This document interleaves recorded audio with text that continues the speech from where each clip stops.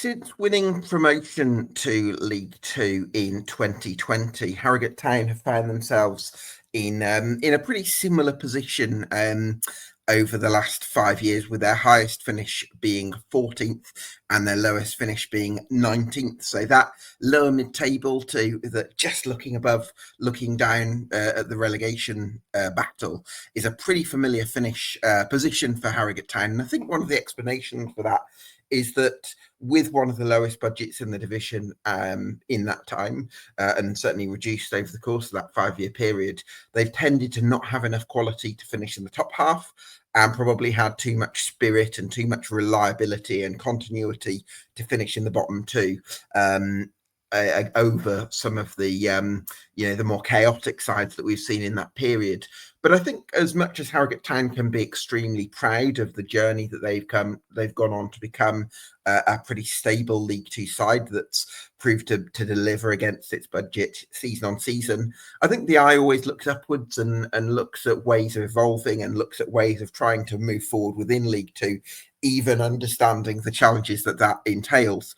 And so what I'd like to do in this podcast is really look at how Harrogate Town can build on those strong defensive foundations we saw them establish last season, with a bit more flair and a bit more pace and a bit more quality in attack. That's going to be the ambition, at least. Lots to discuss then in this summer deep dive.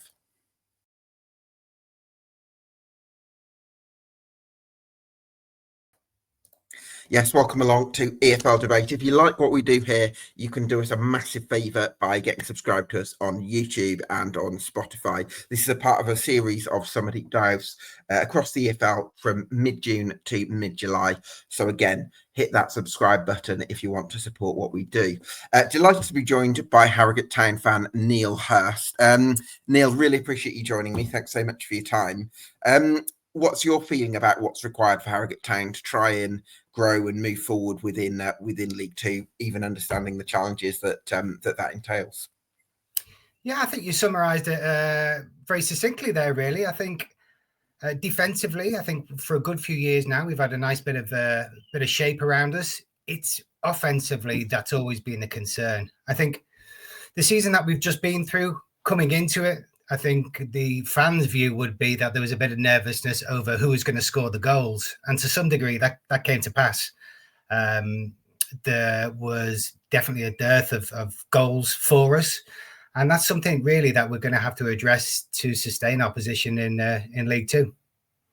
Certainly is. I think with all these podcasts, I like to start at the top of the club, and that's with, in this case, with the owner, Irving Weaver. Do you feel like for Harrogate Town to kind of make that next step and make sustainable strides towards the top half of League Two, which is the ambition, even though it's good to have goals, even though that's difficult? Do you think that new ownership is going to be an important part in that if we're looking to the next 5 years, say? I don't think we can underestimate the importance that Irving's had on the club, the money that he's put in there. But I think it goes beyond just the players on the park. I think the infrastructure, the ground, the behind the scenes, that's noticeably come on in the last few years. And I think that's going to hold us in good stead off the park, which will in turn help us on the field as well. I think as well that the other thing, and we really saw this last year, is investment on the pitch. Can manifest itself in other ways, like a good FA Cup run, which we had last year, and that invariably gave us the spending power to bring in the players that we did do in January. That really helped sustain us. Yeah, absolutely. In terms of, I think what one thing I do like about Harrogate Town, Neil, you mentioned the facilities and some of the improvements off the field, but from people I speak to, there does seem to be a real family feel around the club, and then that's really important. We can talk about growth and expanding, but actually the core of the club it's a family club. Yeah, I think you can see that. Anyone who goes to the ground can see that. There's now, I alluded to it before, there's now more of that, the things in the background that you don't see on the field, like fans forum. There's a lot more engagement. Hamilton Mattock is our fan engagement officer. He's doing a lot more to bring to the fans to the fore and their voice and their opinion. to the powers that be, to the CEO, to make their influence and their feelings known. So yeah, I think it's absolutely going in the right direction. You can just see at half time the kids getting involved with the events on the pitch. It is. I think as well. I think what also helps, it's a relatively small ground for League Two. The players are literally within reach. And it's not just that physical, they're within reach. They take the time after the game to go around and to sign the autographs. And it's lovely to see. It really is lovely to see. So, yeah, I think that's a really strong attribute of Harrogate. Yeah, certainly is. Talk to me about Simon Weaver, Neil, because I think that I think there's been times when I've spoken to people who have kind of held the view that for Harrogate Town to make that next step, they'd want something more of a experienced Football League manager. But actually, Simon Weaver's got 5 years under his belt at this level now, and he's delivered season on season. In terms of every season, Harrogate Town will have a bottom 6 playing budget quite easily. And every season, Simon Weaver has outperformed that and delivered, in the end, comfortable survival. And so there must be a feeling of real gratitude for the journey that he's taken you on. Definitely. I won't lie. I have heard over the last couple of seasons, mutterings from certain sections of the crowd that they want him gone, and they're unhappy with his decision making and perhaps his on-field management, his hesitancy at times to make substitutions until perhaps quite late on into the game. But the grass isn't always greener on the other side. He knows the field. He knows how to manage with the budget that he has at his disposal. You can get another manager with more flair, more League One, League Two experience, but do they know how to manage such a, relatively speaking, a small budget? I think it's about getting the most out of the hand that you dealt. And I think he's not perfect, but who is? He's learning along the way. His tenure in the League Two is growing, and I think that comes experience, and he is learning.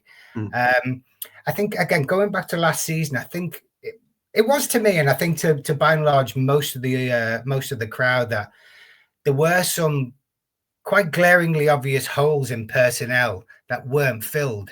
Now, yeah, Simon Weaver came to my house and I invited him to talk too. He might well say, Neil, the reason is no one would come. There was no budget. I mean, there might be a raft of reasons as to why, but I think going into last season, the strikers, the scoring options were limited, and I think in midfield as well, I think we were light in terms of power, height, size, just general physicality, which again he addressed in January with a couple of great signings. But there might be reasons why, but at the start of the season I just thought, why aren't we filling those gaps?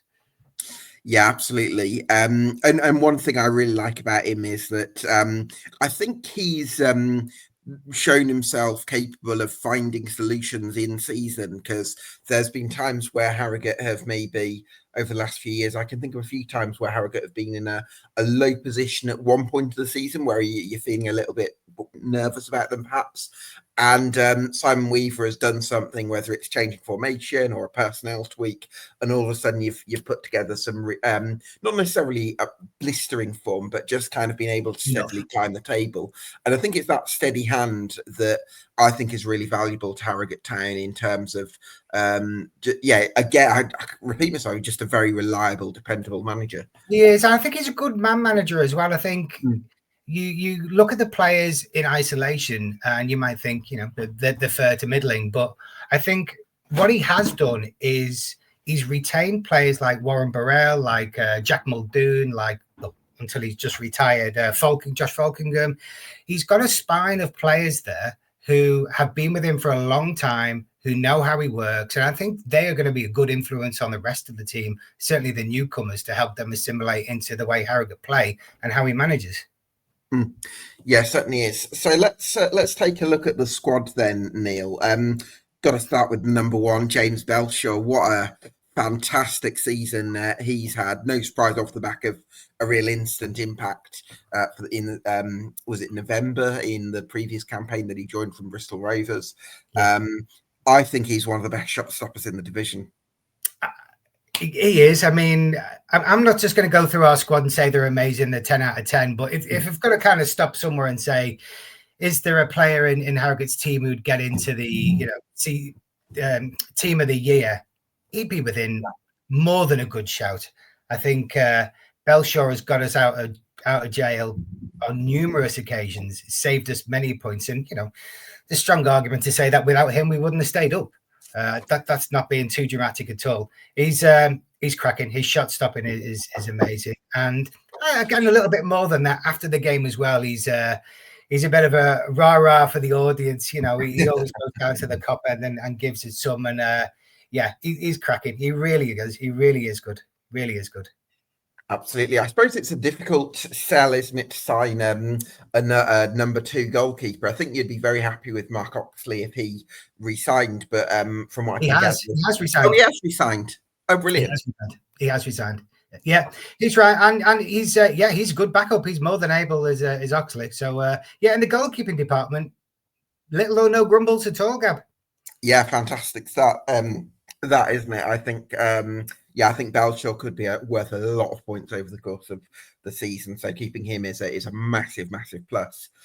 I want to go to the right back spot where you've got a combination of options. You've got Zico Asare, who signed, I think it might have been last summer from National League club. I want to say Maidenhead. And I think he's a very athletic right back who can also play left back. Whereas Lewis Cass maybe brings different qualities. He's had 3 seasons now in League Two. I think he's a pretty solid defender. I don't think he's necessarily a right back that's going to come with loads of attacking frills. He can also play right centre half in a 3 if someone wants to go down that route. But I think he'd be very good at, if you've got a right winger who provides lots of flair and quality or pace, then I think Lewis Cass would be very handy in terms of just providing that bit of stability behind. So a couple of options there. How are you feeling about where Town are in that position? Well, I mean, I think back at our last couple of right backs, Sims has played the majority at right back in the season just gone. He's just gone to sign for a club in America. I can't remember what they were called, but he generally has been really good. He's played very offensively. He's chipped in with a good few goals. I think before that as well, Kane Ramsey, who moved to Charlton. We've been spoiled by him as well. He was a fantastic player. I look at what we have now, and I'm not saying I'm not a fan of Zico. I like his flexibility. He can, obviously, as you've said, he can go at left back as well as right back. But is he as good as those 2 players I've just mentioned? I'm less sure. Lewis Cass, I mean, I know of him. I can't profess to be an expert. I know his time at Grimsby and at Stockport, and I think basically what you said is what I've read. He's solid without being flashy, tall enough to play at the right side of a 3 at the back. I don't know. Am I bowled over? Am I wowed by our right back options? The jury's out at the moment. I get far more excited about some other positions than our right back. I think as well, I think it'd be remiss if I didn't mention Warren Burrell, who can, again, Mr. Flexibility. Yeah. I think he got the management team's player of the year, probably for things like this. He can do a multitude of positions. But I'm uncertain, I think, probably, Gab, to answer that one. I think that's fair. I think I would say your right back position options are good enough in terms of doing similar to what you did at Walsall, which was absorb pressure really well and hit teams on the counter attack with the more attacking players. And I think that for somebody like Lewis Cass, if he is going to be first choice, because if you're saying Asare, the jury's out on him a bit more. I think Cass can tuck into that back 4 nice to make it really compact. I don't think that it's the kind of thing where if you need to open a team up some way, Cass is necessarily going to let offer loads on the overlap and all that kind of thing. I think he can contribute a little bit on the ball, but not to the point where he can be a real game changer. So that's probably the one thing I would say. But on the whole, I think for what Harrogate will be, which is on the back foot in a fair amount of games, I think he can contribute there. I wanted to move on into central defence, where the big news again in terms of retention is that Anthony O'Connor stays, which is another fantastic boost for the Town, isn't it? Oh, I was refreshing and just checking all the time, and the fact that he signed a 2-year deal, it fills my heart with joy. I think for Division 2 centre halves, I'm pretty certain he was the leader in terms of clearances. He's such a dominant centre half, but he can play as well. He can play. Last season he was fit for. It must have been pretty much every single game he played. And again, a little bit like Belshaw, I think without him we would be far worse off. Yeah. And I think he shines because, and I like Belshaw shines. They shine because they've got so much work to do in that defensive capacity. Traditionally, in terms of ball possession, we are heavily in the minority. We have low figures for ball possession, so they are constantly being worked, and hence they have an opportunity to shine. But that's really good news for Harrogate. It's really good news. I'm curious to see how he pairs up with our other signing at centre back, Tom Bradbury, who I'm sure you'll go on to in a moment. But Anthony O'Connor, he had a good relationship with Jasper Moon, who was on loan from Burton. He got the Players Player of the Year, and again, I mean, in terms of a loan player, he slotted in really well, and they formed a really good central defensive partnership. Time will tell whether Tom Bradbury is going to fare as well. Yeah, I would say I'm reasonably positive about the Bradbury signing. I think that the big thing is he's 6'3", so he is dominant in the air. So that's a big thing. Left footer as well, so that gives you some balance across the centre back pairing. I think he's actually quite good on the ball. He'd done well in the National League with Harrogate, and I actually thought he was quite was okay for Cheltenham. He also could play left back for Cheltenham as well, which is another thing. So he had a spell playing left back when they needed him there. I don't think that's his best position though, because one of his limitations is the lack of pace. So I think if Harrogate played a high line, I think he could be caught out there. But again, the way he played for a lot of your better results, you think of Doncaster at home, you think of Walsall away last season. It was actually sort of absorbing pressure and hitting teams on the break. And I think from that point of view, Bradbury can definitely offer some aerial prowess.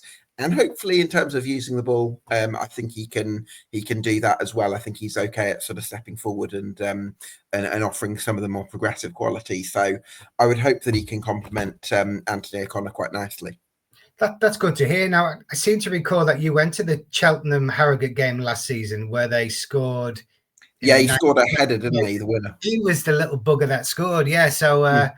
Yeah, I was saying awful things about him at the time, but now obviously he's all is forgiven. It's all right. But no, I remembered him playing in that game, and he does look like a big lad who can win big headers. So yeah, and it kind of what you're saying about his speed, I can well understand that. It doesn't seem to have the body shape to be an out and out runner, but yeah, I mean, again, the things I've read about him seem very positive, and the Cheltenham fans seem genuinely quite sad about the fact that he's going. He seems like a nice chap as well. I think he'll fit in. Really well. So yeah, it's looking all right as centre half. Although I do on my shopping list, I would like to see another one purchased. Yeah, I think because Bradbury, just back to him, I think I would have had him as my man of the match that day. So it's not a surprise to me that Simon sort of piqued Simon Weaver's interest because I was at that game as well, like you mentioned. So centre half, yeah, the other two options from according to my notes are Warren Burrell, who's very much a veteran at this stage of his career. I can't imagine him being a regular starter, even though I think he is going to be made club captain. And then there's a lad called Etherington, I think, who's come through the academy, who's just been given a pro deal. Yeah, there's the two of them, two from the youth who've been given a pro deal. So he's one. There's another lad in midfield as well. Lucas Barnes, I think. That's the one. Yeah, I think he came on as a sub in one of the games towards the end of last season. He looks all right, to be fair, in the limited time that I've seen him. So yeah, I mean, apart from the Marcus Etherington. You're right. We've got Warren Burrell as well, but I think my concern would be if one of those two main centre halves were to get injured, bearing in mind the amount of work that they have to get through. I would not be arguing if somebody says we're going to sign another centre half as well.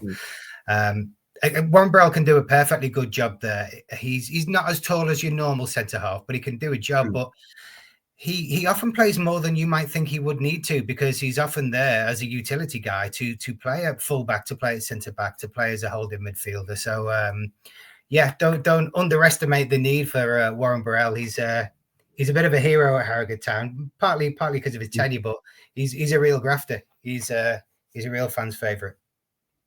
Absolutely, yeah. I think Neil, if you could guarantee me that Anthony O'Connor and Tom Bradbury could start 40+ league games, I would actually say it's fine. I would say, yeah, back Marcus Etherington to make a bit of a step up, and back Warren Burrell to sort of do a job where required. But because we can't guarantee that, and we, when the minute the window closes, for all we know, the day after, Anthony O'Connor and Tom Bradbury could do their ACL for all we know. You've got to make sure that you've got that insurance. So yeah, I think one more centre half, but also hopefully leaving a little bit of room for somebody like Etherington to come in and make an impression. Yep. Well, I think there's no secret really about it. Pretty obvious, the left back spot. It's going to need another option there. Evans, Jack Evans, isn't it? Who signed from Halifax? I believe he can play there, but he's been billed as a midfielder. So yeah, it doesn't take a rocket scientist to say you're going to need another left back. No, you're right. I mean, I've read the same news about him. He can fill in at left back or left wing back, but he's been touted to me as a box to box midfielder, and again, seemingly he's done a really good job at Halifax. So cautiously optimistic about what potential he has. But going back to the left back position, yeah, Foles did a stint for a while. We've had, and he's now left. He was released. Gibson, who has been offered the opportunity to train at Harrogate, but has no contract at the moment. We had Belongo on loan from Bristol last season. He's gone. So yeah, there's a big void at the moment, and I would fully expect them to be looking now. Lloyd Kerry with his notebook and his pad to write down a list of potential players who are going to come and fill that void. Absolutely. I think you hinted on it at it earlier, Neil, at the top of the show, the impact that Bryn Morris and Ben Fox made after signing in January. Just elaborate for me on how they've kind of beefed up the midfield. Yeah, I think I've said it quite a few times. When we look at the midfielders that we've had, they are box-to-box midfielders, lots of energy, lots of running round, but physically not that tall, not that big. And I think at times we were just getting bullied. And I'm thinking now of the midfielders that we had last year pre them arriving. So Levi Sutton, we had George Thompson injured for the majority, but not particularly tall. Dean Cornelius has gone. Duke McKenna again, not particularly big. So yeah, we had all these midfielders. Matty Daly, sorry, is another one I was thinking of. James Daly is another one. So I think, and to me, this was quite obvious at the outset. I'm not saying short players can't do a job in midfield, but I think it was automatically seen as a weakness, and we were just losing the ball a lot of the time. So the fact that these two guys came in instantly, both came in together, both sitting midfielders, gave us that extra strength, that extra height, but they've got a bit about them, composure. They can put the foot on the ball. Fox in particular from Northampton, you could tell he's played at a higher level because he had a level of composure that was missing, I think, in my humble opinion. But no, they've done a really good job. They've helped really solidify that defence. And I think the number of the clean sheets that we had, yes, we're down to Belly, yes, down to the central defensive unit, but they really helped the shape and made us a lot stronger and harder to cut through. Yeah, absolutely. I think, again, if you can get 40+ league stats out of them both next season, that's going to go a long, long way. But the other thing I do quite like about the midfield, you mentioned Lucas Barnes, who came off the bench in one of the games last season, has showed a bit of potential. I think you've got reasonable depth there because you've also got Tom Hill, who's of Liverpool pedigree. So you don't. You've got to have something about you if you've been on the books at Liverpool. Jack Evans, who's poached from Halifax, who, like you mentioned, had a good season in the National League, and Levi Sutton, who I've always quite liked myself at this level as well. Yeah. So actually, that's 6 players there who will be vying for, and 4 players sort of trying to fight Fox and Morris for a place, even if those two are going to be very much the starting favourites. I think you're absolutely bob on. Tom Hill, he got an injury towards the end of the season, but in the games he did play, he looked really good. As you say, you don't get in at Liverpool. Speaking as a Liverpudlian, you don't get in there unless you've got something about you. So I'm hoping he comes back all shiny and new and all raring to go. I take your point about the midfield, but I do have a bit of a worry, a bit of a reservation about the players that we have currently on the list. And they seem primarily to me, you've got two holding midfielders, well, a couple of holding midfielders, and you've got quite a few box-to-box midfielders. But I look at the personnel and I look at maybe a number 10 role or offensively or the wings. Who have we got? I mean, we've got Ellis Taylor on one side. It's like, I think you're gonna unless Tom Hill, I'm not quite sure about the profile of him or what he can offer. But going on the other names, Barnes we can't really expect too much of just yet. You wouldn't say there's that real creative option. It's either holders or box to box. Exactly, and that's it. It's holders or box to box. We've got Ellis Taylor, who probably doesn't fall into that category, and he did really well last year. We've got Duke McKenna as well, who's had a stint on loan in Scotland to come back, assuming he does come back. But I mean, I look at some of the players that we've released, the two dailies.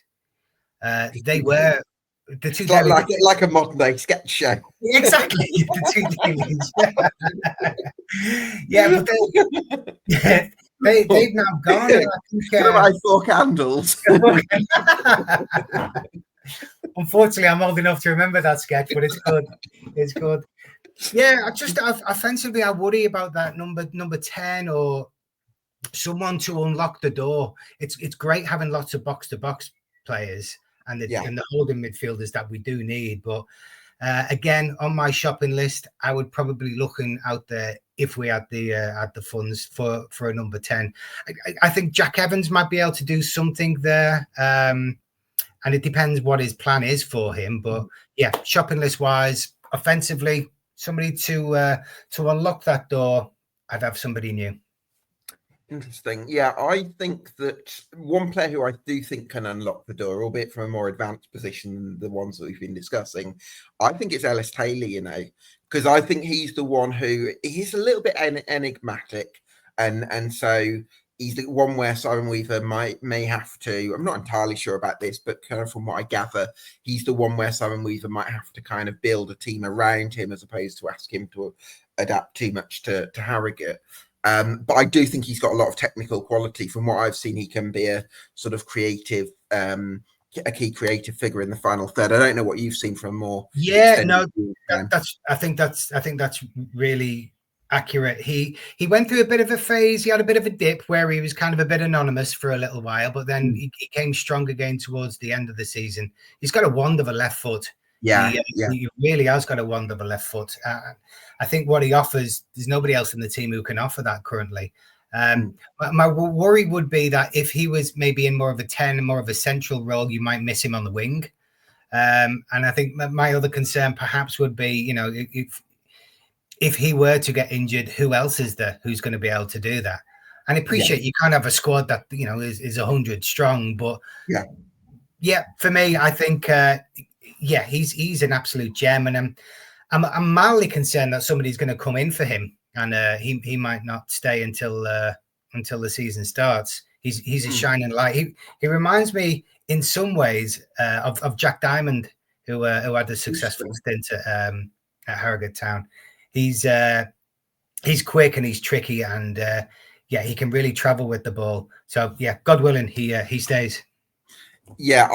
Personally, I like him in that central role, with kind of runners either side and probably a runner up top, and just give him that sort of freedom to really float and create. And I think he could work some magic in that kind of role. We'll see. And right wing is a really interesting one because George Thompson. Now, do you have an idea on what the timescale is for his return, or?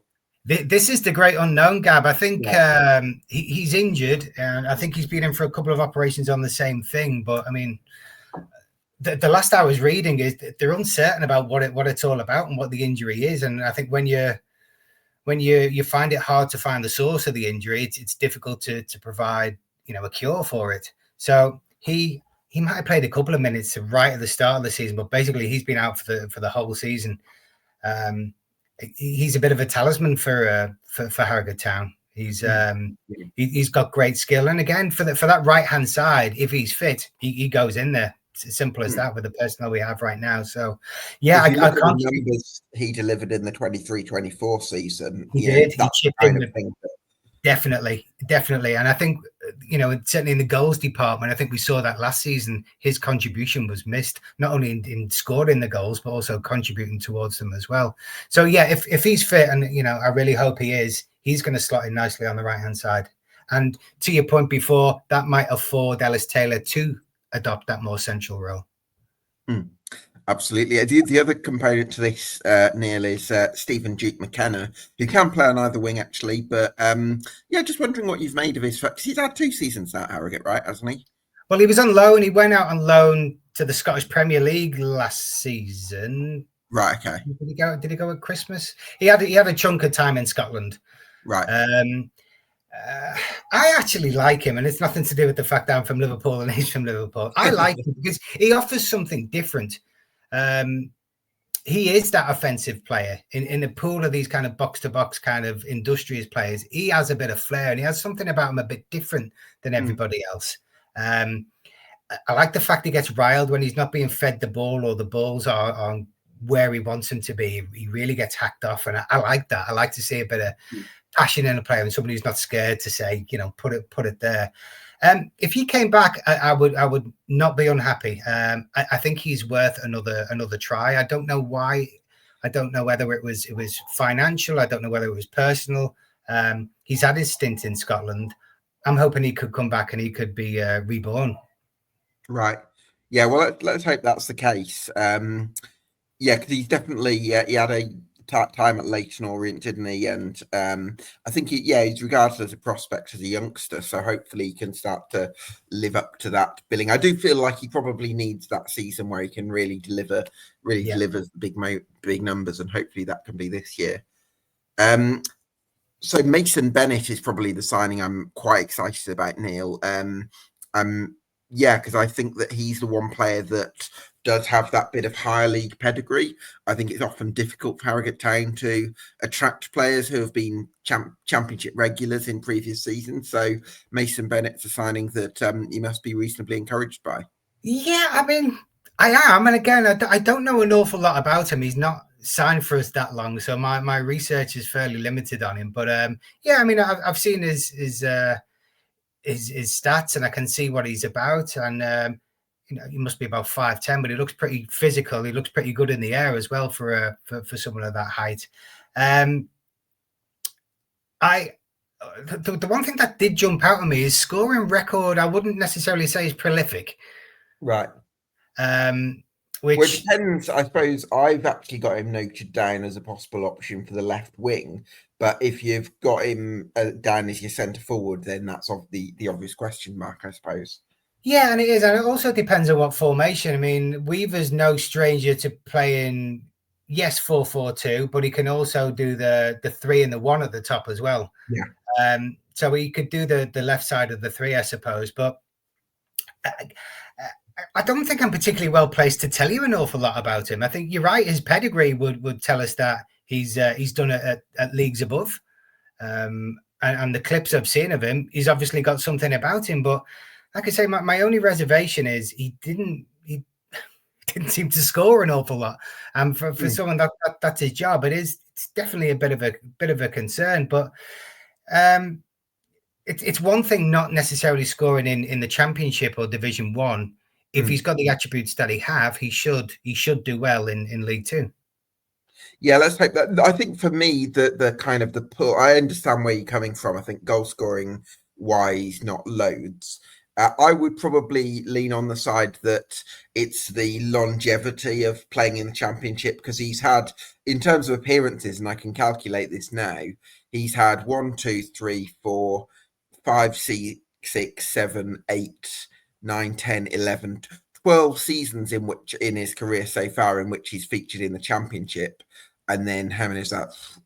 About 4 where he's featured in more than 20 games at that level. So that does tell you that there's a certain he does carry a certain pedigree, and that's one aspect of it that I would be quite excited about.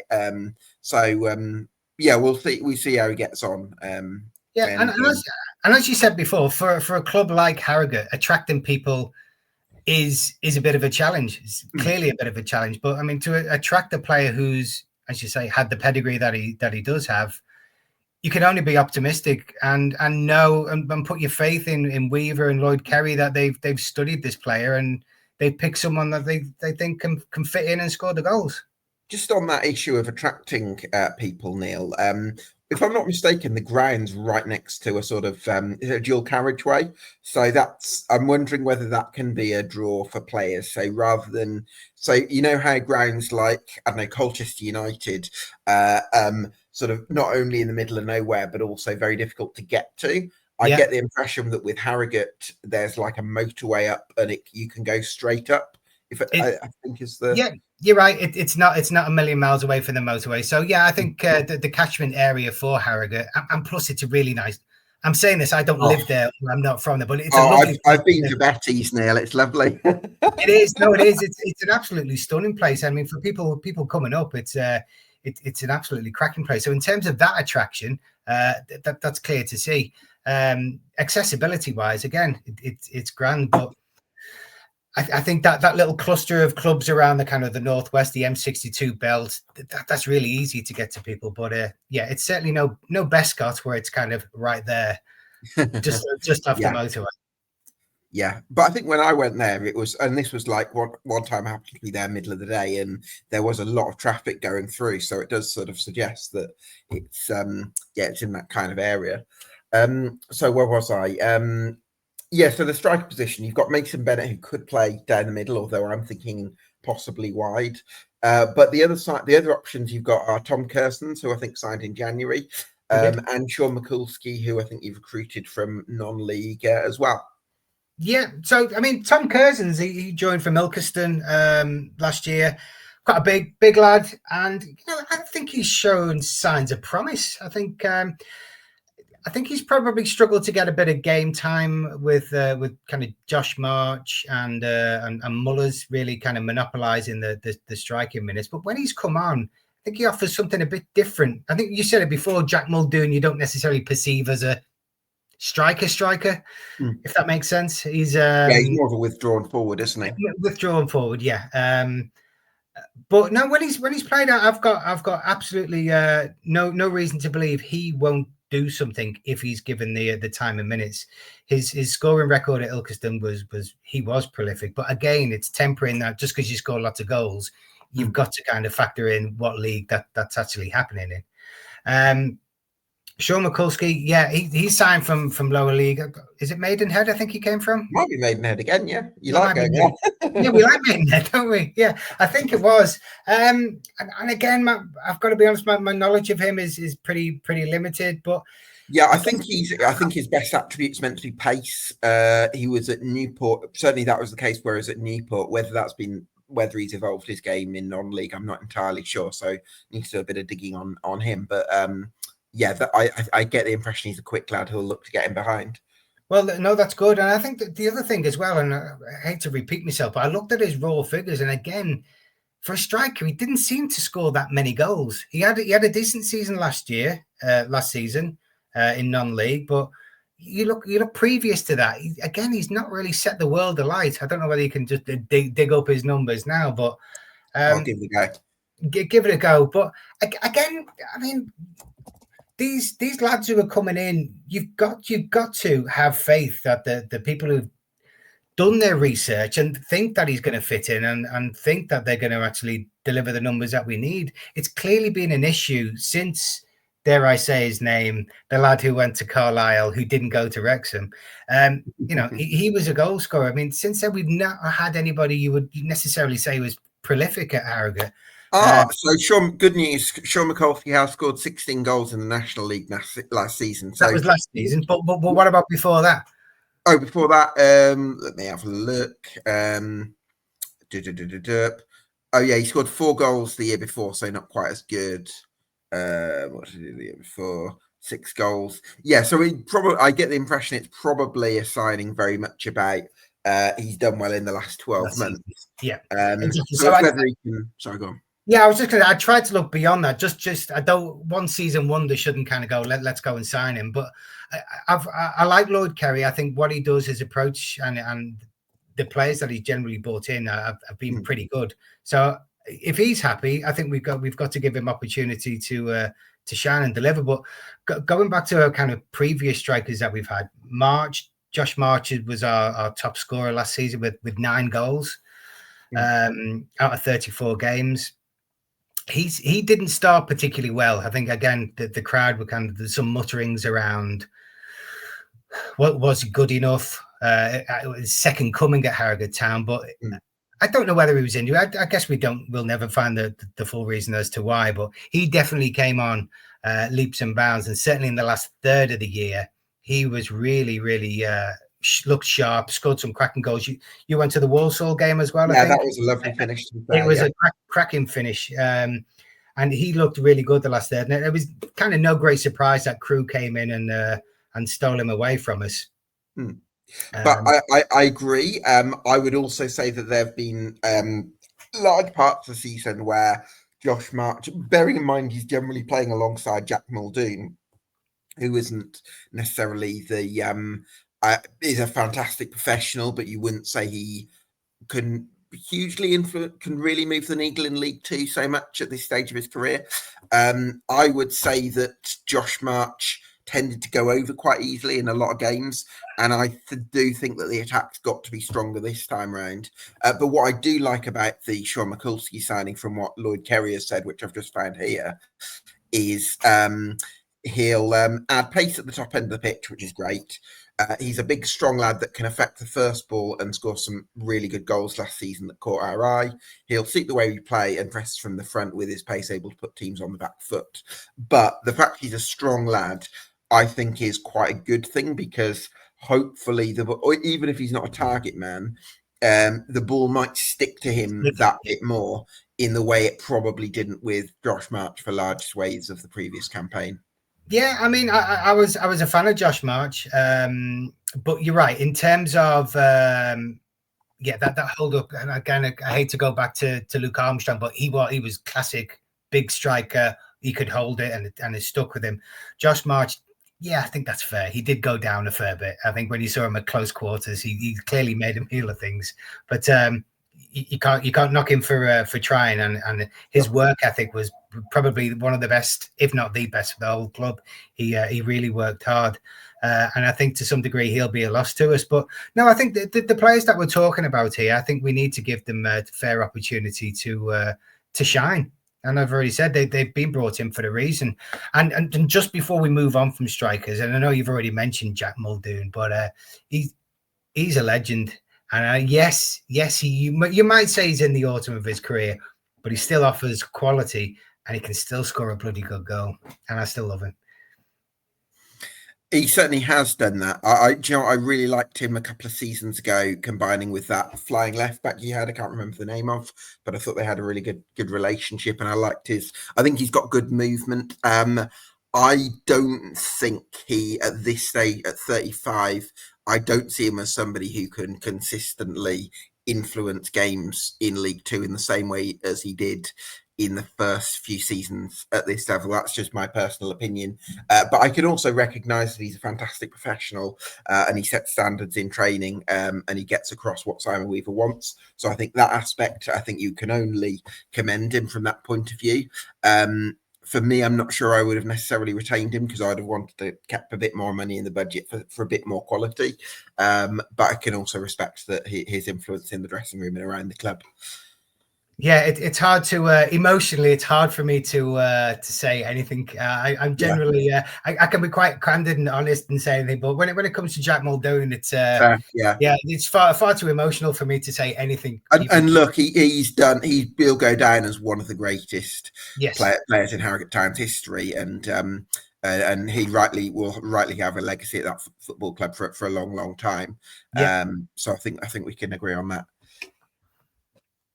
Expectations for this season then, Neil. Now, I suppose hopes and expectations with Harrogate Town aren't always the same thing in League Two. Yeah. I suppose after I think it's always survival is always an accomplishment of some kind at this level when you're working with what might be a bottom two, bottom three, four budget this season. At the same time, you want to feel like you're getting a bit closer to that sort of mid-table bracket, and I think the eye always looks for progress, doesn't it? It does, and I mean, it's a bit of. I feel this is a bit of a deja vu moment. This because I think before in the summer we speak, or I speak to any other fan of any other club, and they ask a question of that ilk, kind of, what's your hope? Do you think you'll stay up? And it's always quite not negative, but I think the question is always shaped that you're going to be bloody lucky if you stay up. And if you look at the bookies' odds, that reflects that as well. We are equal favourites to go down with Newport. But I mean, to your point, we finished. I think was it 18th last year? I think it was 18th. Yeah, I think it was 18th. And we generally, as you said before, we finish in this kind of bottom third section, just above the relegation zone. And is there a point where you hope for more? I think there is, but still to this day, I'm going into the season and my wish, my goal is no more grand than just to stay up. Can you do that forever, Gab? I don't know, but I've been doing it for that long now. Still, the expectation levels is not that higher, beyond what I'm just saying there. I think as well, again, I said it right at the start of the show, there are things also going on with the ground and behind the scenes. And I think in many respects, our tenure in League Two going on year by year is allowing us to kind of build up that behind the scenes area to make the stadium better than it was. And I think that's going to help longer term. And I think the longer we stay in League Two, the longer that can go on. But to your point, I think my personal hope is to stay in League Two. Do I think we're going to do it? Damn right I do. Absolutely, I think we will. And every year, the same naysayers come out with the same old lines that, we're going to be lucky and there's clubs with bigger budgets and better players. And yeah. I hear all this crap before. Are we going to stay up? I should bloody well think we will do. Yeah, I do. I absolutely genuinely do. I think Simon Weaver can get a song out of those players. I think some of the players that are coming in are giving us hope. I think the players that we look to retain, that we have done, yeah, why not? And again, it's a cheesy line, but you look at the spine of the team. You got Belshaw, you got O'Connor, you got the Fox and Bryn Morris in the centre of defence, and you've got the obviously Muldoon up front, who the evergreen Muldoon, he wouldn't want to swap with anyone else. That spine's not too bad at all. So yeah, I think there's reason for optimism, Gab. Yeah, I mean, if I look at the 11 now, I would say that I see 1, 2. If I just bear with me, I'm counting while we 1, 2, 3, 4, 5, 6, 7 or 8 players there that, in terms of the best 11, I'm actually quite happy with, and especially players like O'Connor and Belshaw, who I think can really move the needle for you in terms of that defensive aspect. And I think that with the right depth in certain areas and with maybe 2 or 3 finishing touches to the best 11, I think you're pretty close. So I agree. I think we've already said we need a left back. I mean, that's clear. Yeah. Another centre back, I think, would be nice. Yeah. And then potentially some kind of number 10, some kind of creative midfielder. Unless Taylor or Duke McKenna can be that guy that steps up. Yeah. Exactly. But I mean, that aside, I don't think we're a million miles away. I think there's depth. I've already alluded to the fact that there's a fair degree of flexibility as well with the squad, that players can play in numerous positions. So no, I mean, I'm trying to think to last season with your personal predictions. I keep me honest here, Gab. I think you had us to go down last year. I did have you to go down. You did, yeah. I thought so, yeah. Yeah, fell on your face with that one, didn't you? Fell on your face with that one. But it's always interesting to see, what you predict and where, it's probably a little bit early for you to start marking out who's going to finish where, because the transfer market's so active at the moment. But I mean, to take it from a Scouser who supports Harrogate Town, that never underestimate what we can do. And I think we prove it. I think since moving to League Two, we prove it every time. And I think we're also capable of an upset. You think of some of the big teams who are right at the top, and we generally have some luck against these bigger teams. It's often against the perceived poorer teams that we'll stumble against. Yeah, absolutely. So with that in mind, like you mentioned, I'm doing my 1 to 24 predictions in late July. And one of my processes for this, Neil, is basically rating each team on 14 different categories that I think are going to determine their ultimate outcome. So what I'm going to do is I'm going to throw the categories at you, and you give me a number between 1 and 10 for a rating. You up for that? 10 being really good and 1 being really good. Yeah, 10 being great. Yeah. Number 1, ownership. Okay, I know you're looking for a number. This is a really tricky question because I think I wonder what would happen in the scenario that if Simon Weaver were to go through a sticky patch and ultimately left, would that also mean Irving Weaver left as well? But in terms of ownership, you can't fault the investment, you can't fault the buy-in. I think despite the attendances that we get, they're buying. They're investing on and off the field. So you know what? I'll go 10. You go for 10 for ownership. Okay. Mm-hmm. Next is infrastructure. So this is quite a wide-ranging category. It can include from things like recruitment with Lloyd Kerry to things like matchday experience and quality of facilities and all that kind of stuff. So quite a broad category. Yeah. Okay. Well, I think we're probably around about an 8, and that might seem a little bit mean, but I think the trajectory is really good. I think what they've achieved in the last 12 months or so, it might be an 8 this year, but I think next year we're going for a 9 or a 10. Playing budget. It's going to be on the low side, isn't it? It is going to be on the low side. I think, the reality is this is probably what, a 5 or a 6. Yeah, we'll go 5. Management. I mean, I think the fact that Weaver's been at the club now, 15, 16 years. 2009, I believe he took charge. So yeah, I mean, certainly in terms of continuity, that's good. The relationship with his dad, I see that as a positive as well. So for management, the question was management, wasn't it? Just general management. And that's of the team or of the club? Of the team. Of the team. I'm going to give him an 8. 8 for Simon Weaver and the staff. Yeah, I think just personally, I think sometimes his in-game decision making, his willingness to make changes, probably a little bit too late for me, and that probably keeps him at an 8. Okay, but pretty good otherwise. Goalkeeping department. 10. 10 for the goalkeeper. Go on, Belly. Defense. Okay, so centrally, defensively, we're good. It's difficult to give a number to this when we haven't really got a left back. I'm gonna say a 7. I say that because I still have question marks over the right back. The left back is an unknown.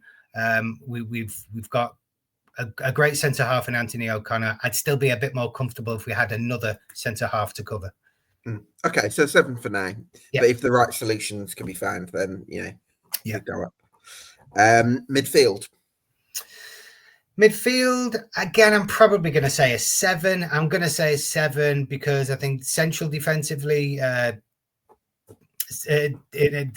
defensive capacity in midfield, pretty happy. Box to box wise, I think there's some depth there.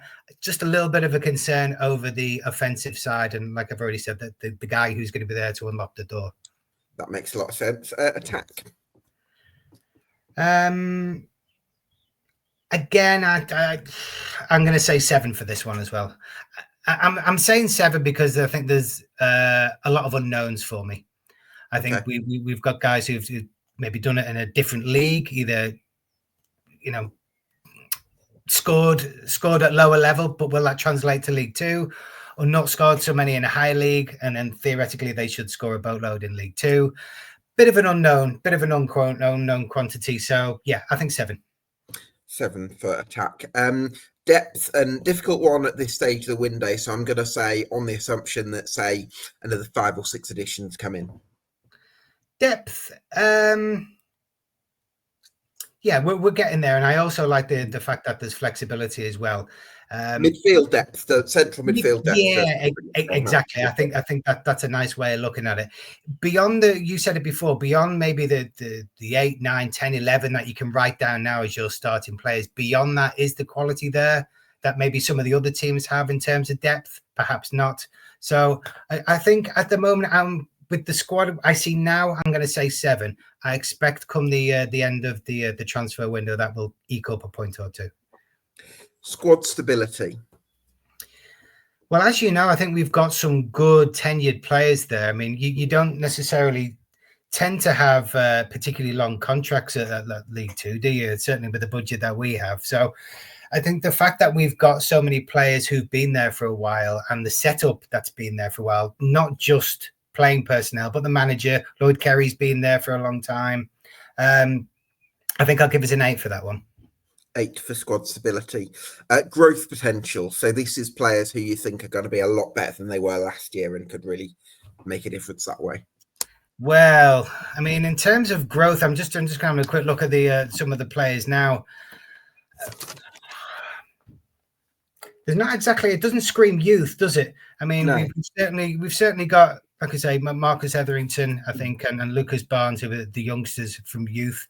But I think the biggest area of growth, Neil, is not so much from a youthful point of view, but George Thompson, if he's fit next season, that makes a difference to the attack. That could be worth another 10 goals. You're right, absolutely. And I suppose, yeah, when you look at it from that perspective, it's growth in a different way. It's bringing back players who, and you might also say Duke McKenna as well. That's growth in terms of player who's come back who perhaps didn't shine as brightly as we would have hoped. So, should we go 6 for growth? Yeah, 6 or 7. I think. Yeah, let's go 6. Let's go 6.